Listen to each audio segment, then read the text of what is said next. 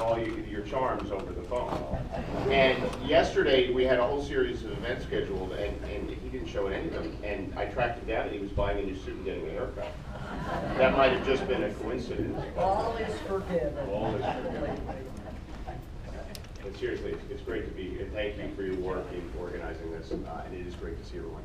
And I really appreciate, in particular, that people are engaged in the political debate and the political process, particularly during a year that, let's face it, it's been a little unpleasant for the American people in terms of the political debate. Because the thing you hear most when you talk to voters, aside from issues that they care about, they're just very disillusioned with the political process in general. And it's hard to conclude anything but the fact that politics, and the two political parties in particular, have really let the American people down. And they feel, so many Americans feel like they don't have a home in either of the parties, that they're forced into these kind of rigid ideological boxes that they don't fit comfortably in, and they feel like the political parties are really not representing them. And you know, that creates an environment where people can become very disillusioned with politics. And that's really the only risk we have in this country, right? Because our advantages as a nation are so singular relative to any other country in the world. In fact, I've become more optimistic about our country now that I've had the privilege of serving it since 2012. But what really does worry me if people become disengaged and they stop participating. Right? So many of you probably participated in either teaching civics or being part of basic civics education in school. And you know how important it is. And you know how important it is that young people, you know, we talk about the millennials, this young generation we're going to turn this country over to. You worry about their level of engagement in the political process. And I think both parties are to blame. I think, you know, my party, the Democratic Party, has been messaging for the last 5 or 10 years a message to their voters that is fundamentally not true. The message of the Democratic Party, at its core, there's been a lot of sub-messages, but so much of the message has been that everyone in politics has sold out. Right? And elected officials have sold out to one interest group or another, which, by the way, isn't true. I'm sure some of them have. But that discourages the American people. The Republican Party has done the same thing with a different message. Their message is that everyone's an idiot and government's completely broken. These are very destructive messages that undermine the confidence of the American people in their government, right, and in their country. And they're fundamentally not true. Now, it's not that interesting to say most people aren't a sellout. Some of them are, but most people aren't. Or to say that, yeah, government's got a bunch of problems, but fundamentally, our government, the greatest government ever created, can be a force of good. So the only way we're going to get through this is we're going to have to find a new way for our elected officials to conduct themselves, to try to get more support and engagement for the American people. And that's what I try to do in the Congress. And one of the advantages is the fact that I'm new to it.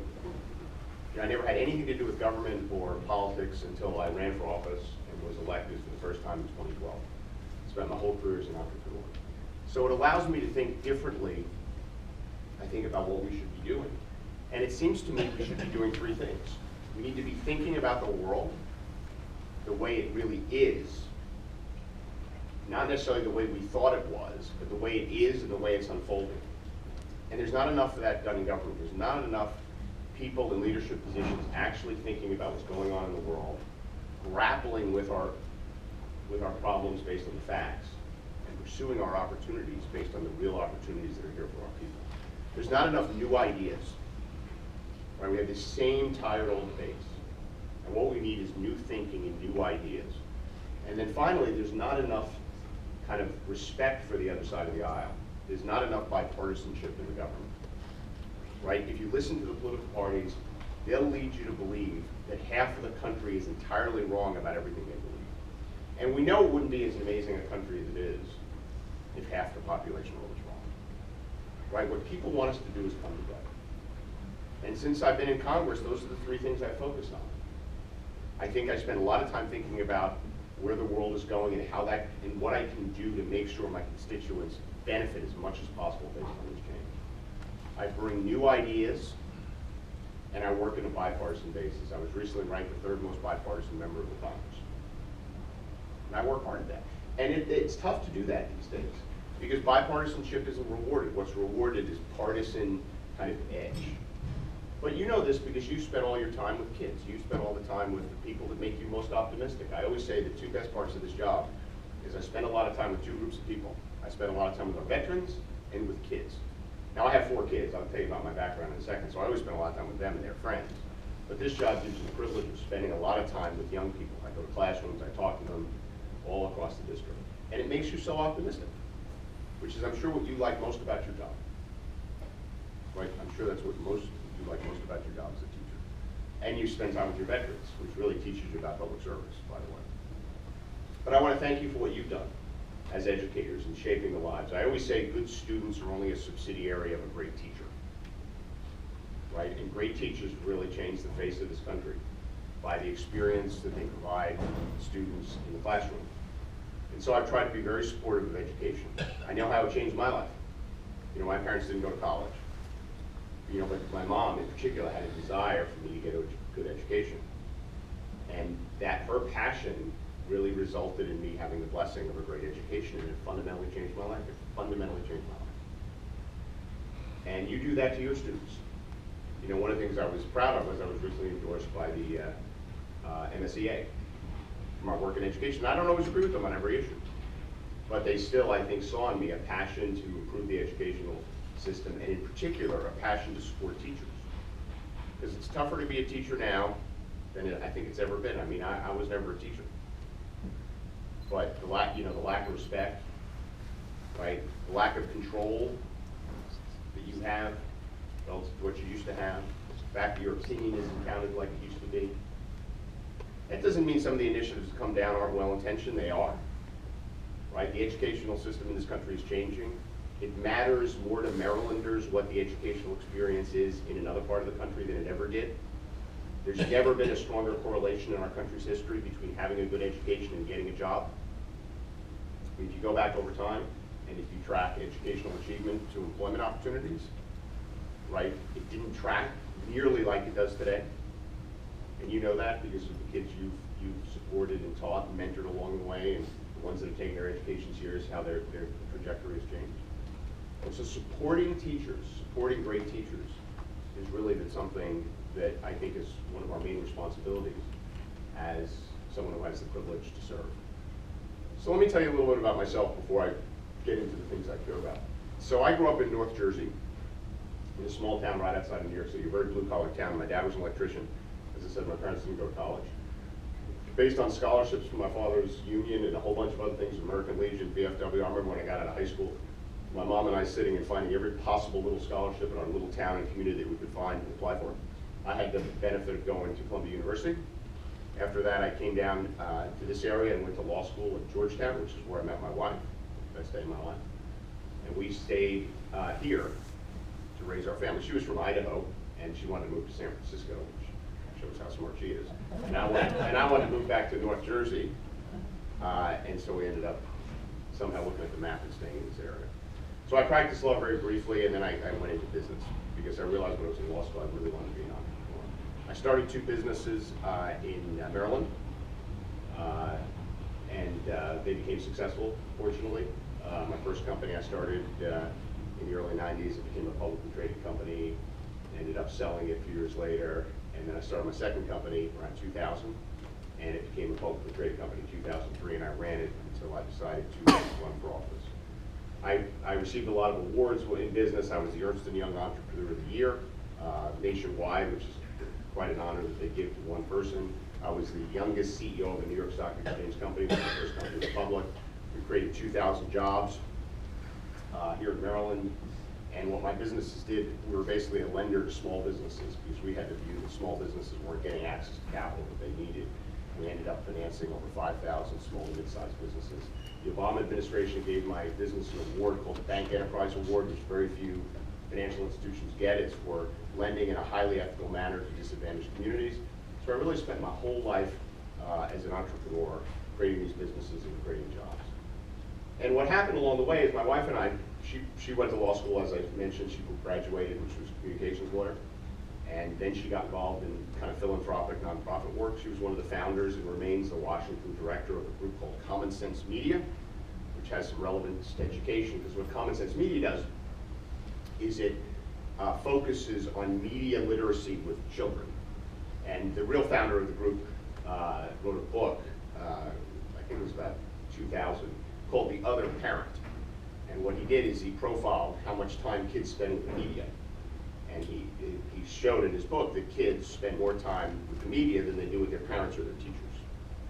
Now, a lot of us don't think our kids do that, but if you look at the data, that's what's happening in this country. Those of you from your experience in the classroom know this to be true. And it's increasingly having a big influence on our kids. Because let's face it, the media companies and the companies that support media companies don't have our kids' best interests. They're not like the teachers, or they're not like the parents. So the whole point of Common Sense was to create kind of a robust platform. Basically, they want to be the AARP for kids, to be an advocacy group. And they do three things. They do advocacy work, like they got the violent video game legislation passed and a whole bunch of other things like that. They rate and review every piece of media for age appropriateness for children. So if you go on Common Sense's site, you can look up every piece of music, movie, television shows, video game to see how appropriate it is for your kid. And then they have curriculum in schools. They're in about 100,000 schools. We're actually, it's not as deep in Maryland as it should be. My wife and I just supported the rollout of a pilot program that's going to happen in Montgomery County. If that gets successful, we want to roll it out. But the program is to basically teach kids, the parents, and the teachers about the media, because I mean, keeping up with technology is hard. I mean, I have 4 daughters, so April and I are blessed with 4 daughters, 23, 19, 16, sorry, so I get the ages right, and 9. But the 9-year-old, Grace, or little Grace, because she came later and she was our blessing, you know, I hate to say it, sometimes I turn to her and I give her my phone, I'm like, Grace, I'm trying to get this thing, can you help me out?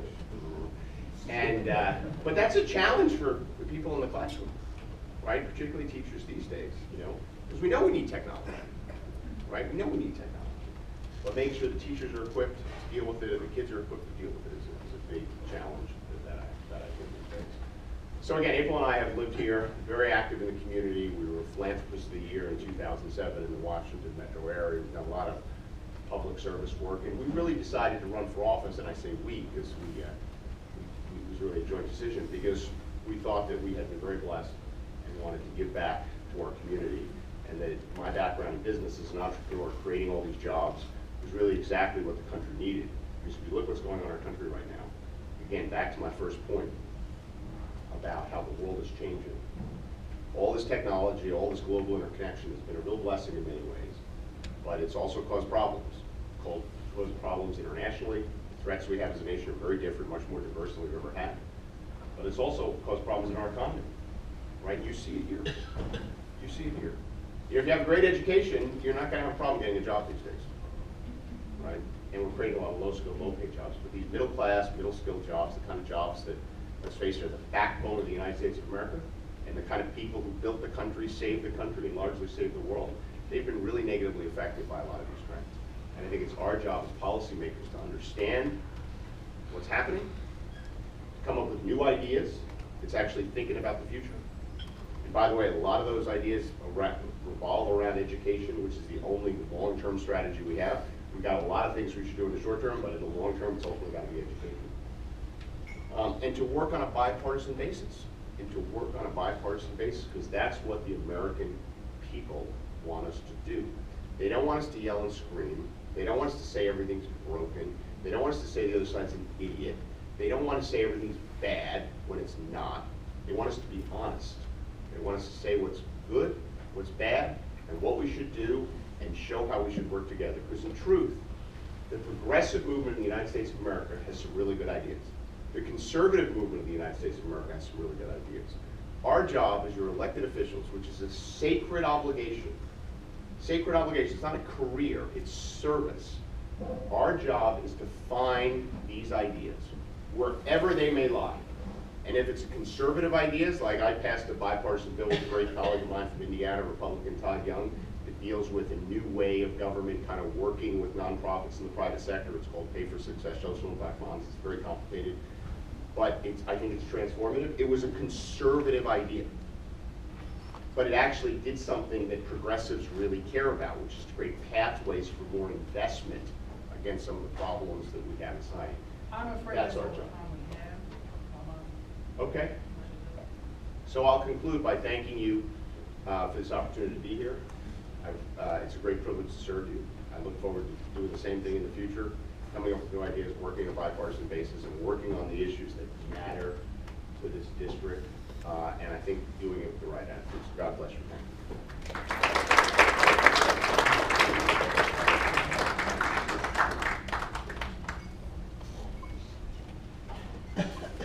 Thank you both for the presentations. Now we have this last set, and that is question and answers. So would you please state your questions clearly? Each of them will be answered by both of the candidates. Be specific. Do not take a lot of time, make them brief. And then we'll go from there. So questions brief and directed to both candidates. And then we'll move on to the next question. Thank you. First question. Jay. Thank you. I would like each candidate to please outline what thoughts and possible policies they have in mind for this terrible drug epidemic that is across the United States, across the state of Maryland, across the 6th Congressional District, here in our union.